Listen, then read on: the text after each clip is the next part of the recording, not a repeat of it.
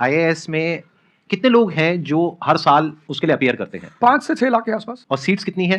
1000 approximately. तो जिनका हो जाता है उनके बारे में तो सब बात करते हैं, जिनका नहीं होता है, जिन्होंने पूरी जान लगाई और जिनका नहीं हुआ, उनका क्या होता है? उनके रिश्तेदार उनकी चिंता करते हैं।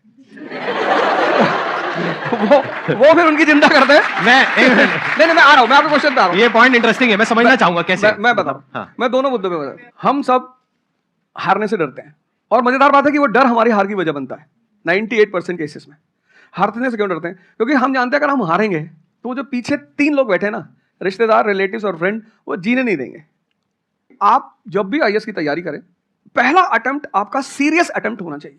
आपने तैयारी किया, बेसिक्स तैयार किए, आपने एडवांस कोर्स तैयार किया, आपने कम से कम मेंस के 1000 आंसर्स लिखे हैं और मिनिमम 10,000 प्रीलिम्स के क्वेश्चंस आप सॉल्व कर चुके हैं, तब आप एग्जाम देने जाइए।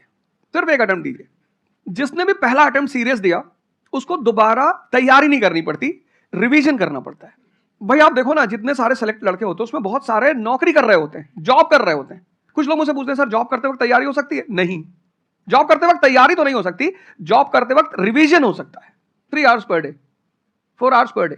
तो मेरी एडवाइस ये है, क्योंकि ये एक बहुत रिस्की खेल है ये। मैं खुद ही बाहर हुआ और फिर मैं कितने लोगों को देखता हूं जो 5-5, 6-6 अटेम्प्ट के बाद बाहर होते हैं। तो जिनको भी इस गेम में शामिल होना है, एक अटेम्प्ट सीरियसली आपका होता है, बहुत अच्छा है।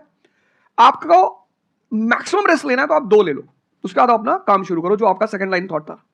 कोई लॉयर बनना चाहता है, कोई मेडिकल लाइन में जाना चाहता है, कोई मतलब जो भी आप एंटरप्रेन्योर बनना चाहते हैं आप करो, लेकिन अपने वो रिवीजन वाले 4 आवर बचा के रखो। आपने कितने अटेम्प्ट्स दिए थे सर?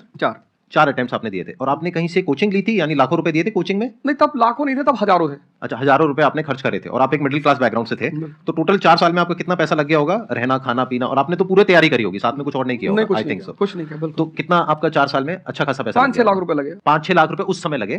आज के समय पे अगर किसी को कोचिंग लेनी है तो आई थिंक इससे 3-4 गुना, 5 गुना आराम से लगेगा। तो 15-20 लाख रुपए उस इंसान का लग गया, और वो है एक मिडिल क्लास बैकग्राउंड से।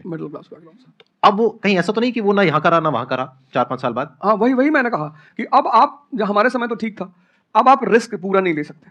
You have to be cautious. अब इनको कॉशियस होना पड़ेगा कि ठीक है, जैसे बड़े सारे लड़के क्या करते हैं, वो 1-2 अटेम्प्ट ऐसे ही देते हैं। अब तो इनके पास 6 अटेम्प्ट है, ओबीसी हैं तो और ज्यादा है, SC ST हैं तो और ज्यादा है। और मैं कहूंगा आप किसी भी कैटेगरी से आते हैं, आप 2 अटेम्प्ट से ज्यादा कभी मत मानिए।